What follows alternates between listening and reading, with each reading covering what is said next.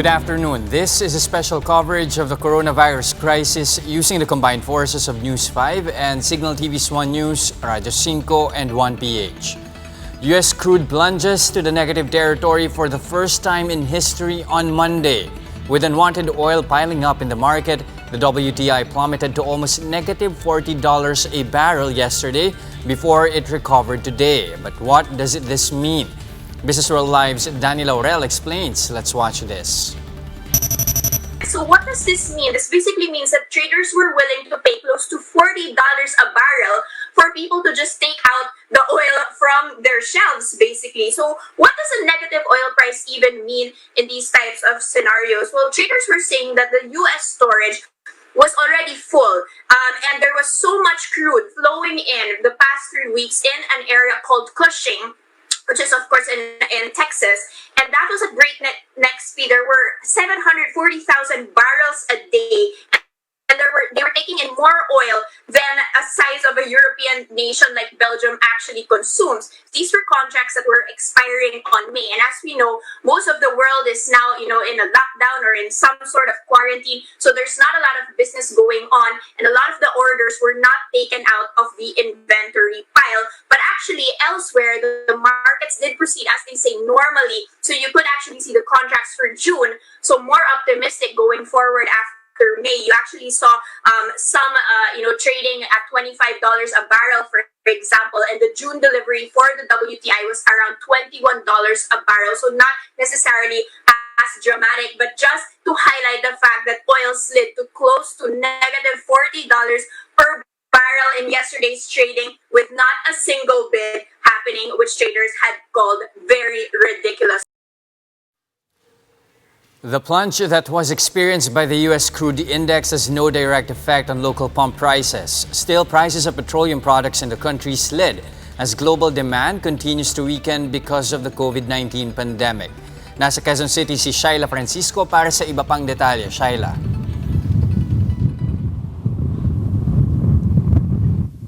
Ayon sa Uni Oil at maging sa Department of Energy, wala naman daw epekto sa ibang parte ng mundo at maging sa Pilipinas ang pagbulusok ng WTI o ang benchmark ng presyo ng US oil dahil nakaangkla ito sa oil consumption at production ng Amerika. Ang mas tinitingnan ng Pilipinas at ng ibang traders ay ang Dubai o Brent. Sa ngayon kasi naglalaro sa $25 a barrel ang Brent. Pero dahil na rin sa pagpagsak ng oil demand dahil sa coronavirus, bumabagsak din ang presyo nito sa world market. Nasa 1 peso at 15 centavos ang ibinaba ng kada litro ng diesel, habang 55 centavos naman sa gasolina at 60 centavos sa kerosene.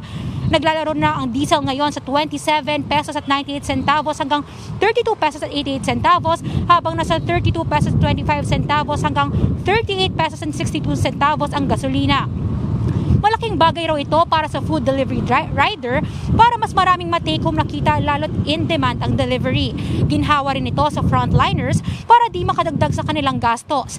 Pero laking hinayang ng ilang empleyado ng gas station lalo't higit kalahati ang nabawas sa kanilang customer dahil sa ECQ. Imbis raw na dinadayo sila tuwing may rollback, ngayong swerte na sila kung may pumunta pa. Ayon naman sa DOE, kasalukuyang may oversupply ngayon ng 13 days ang oil importers ng bansa, habang may higit isang kalahating araw na oversupply ang refiners. Ang patuloy na pagbaba ng presyo ng petrolyo ay hindi lang sa Pilipinas nararanasan. Bumaba rin ang konsumo sa buong mundo bunsod ng pagkalat ng COVID-19, dahilan para magkaroon ng oversupply ng petrolyo.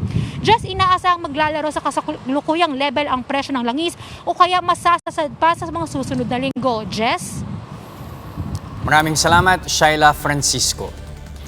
What happens after April 30? That's the million-dollar question in everybody's mind with a little over a week left of the enhanced community quarantine period. We have with us Maricel Halili on the phone to give us the latest updates from the Interagency Task Force. Mase, nakapag-desisyon na ba ang IATF kung ano ang irerekomenda nila kay Pangulong Duterte? Is it going to be lift, extend, or modify? Yes, Chester.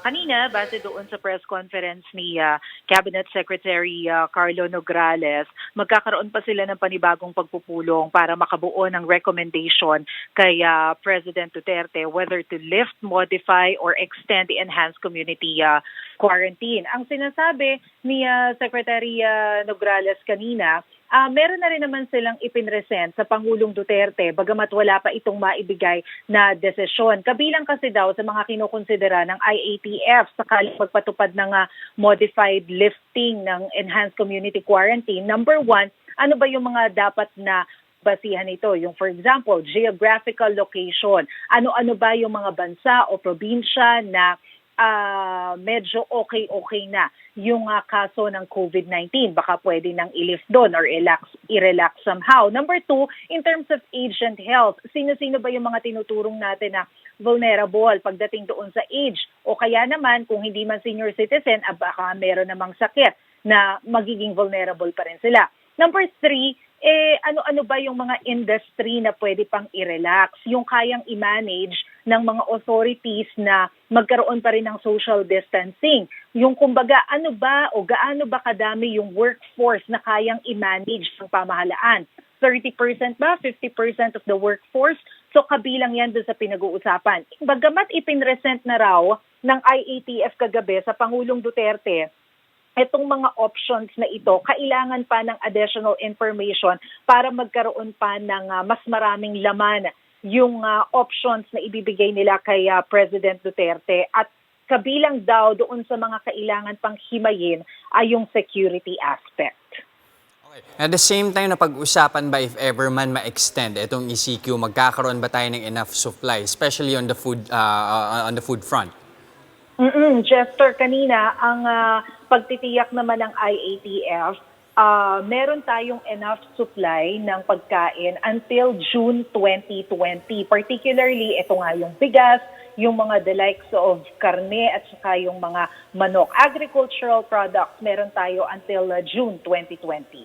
Okay. At the same time, ano naman yung naging assessment ng IATF regarding the current status of the ECQ? Especially considering as well na yung RITM at this point, marami na tayong infected personnel. So ano din yung possible na maging impact nun?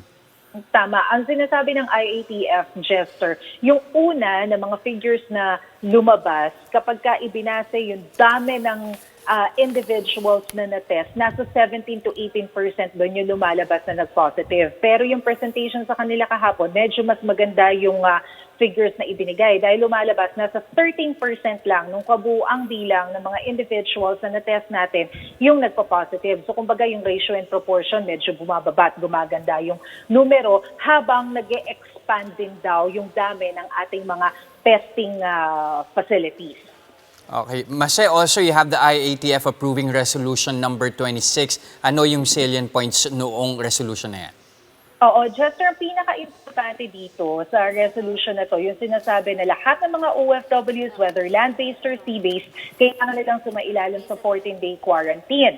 And after the 14-day quarantine, subject din sila sa pagkakaroon ng rapid test. Ngayon, yung mga Pinoy na sakay naman ng mga cruise ship, yung mga sea-based Filipino workers natin, kahit na nabigyan na sila noong clearance from the Bureau of Quarantine dahil nabuo na nila yung 14-day quarantine nila from the point of origin nila, kailangan pa rin nilang sumailalim sa rapid test. And then at the same time, you also heard from a presidential spokesman, Harry Roque, earlier. Did he provide any details regarding post-April 30 scenarios? Yes, ang sinabi kanina ni Secretary Roque kahapon nakipagpulong ang Pangulong Duterte doon sa mga experts, kabilang na yung mga former health secretaries and mga representatives from UP.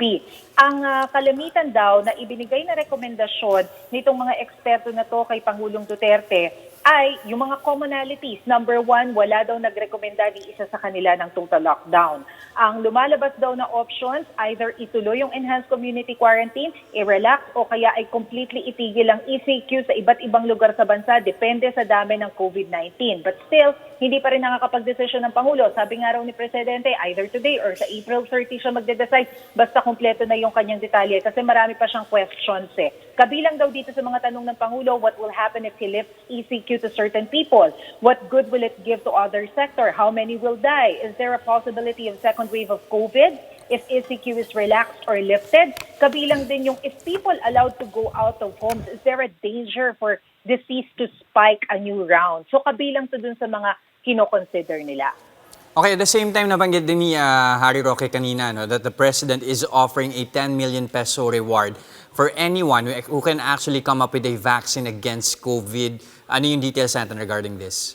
Oo, tama ka, Jester. Kanina inanunsyo nga rin ni Secretary Roque na nakahanda daw ang Pangulong Duterte na maglaan ng 10 milyong piso sa kahit na sinong makakadiskubre ng gamot o yung bakuna para nga makapagpagaling dito sa COVID-19. Because as we all know, hanggat hindi talaga hindi tayo nakakapaglikha ng gamot para dito, hindi naman talaga matatapos ng problema na to. Dahil paulit-ulit din nilang sinasabi na yung ECQ natin ngayon, ang objective lang naman niya is to delay the spread but not necessarily to stop. We still have to look for medicine para dito sa gamot na ito. Okay, thank you for that report. Maricel Halili reporting to us via phone from Mandaluyong. And that's the latest on the enhanced and expanded community quarantine in Luzon. For more updates, follow News 5, The Philippine Star, and Business World Online. I'm Jess De Los Santos. We are One News.